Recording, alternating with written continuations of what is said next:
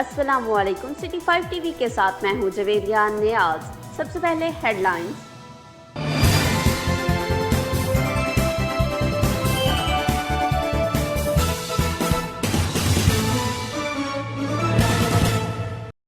Coat एहसानपपुर जमीन के तनाज़ा पर लड़ाई के दौरान जख्मी होने वाला नौजवान नशतर अस्पताल मलतन में दम तोड़ गया।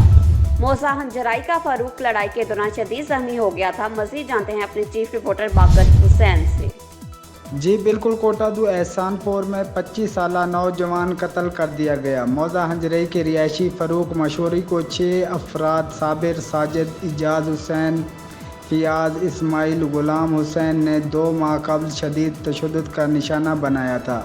मकतूल को सर पे सोटा लगने से शदीद जख्मी हो गया था, जिसे नशतर मलतन रेफर कर दिया गया था। 2 माह बाद नौजवान जख्मों की ताब ना लाते हुए जाँ बाहक हो गया। पुलिस ने कत्ल का मुकदमा दर्ज करके मज़ीद तफ्तीश शुरू कर दी। जी, खबरों से बाखबर रहने के लिए हमारा पेज ज़रूर लाइक करें। जवेरिया नियाज को दीजिए इजाज़त। अल्लाह निगहबान।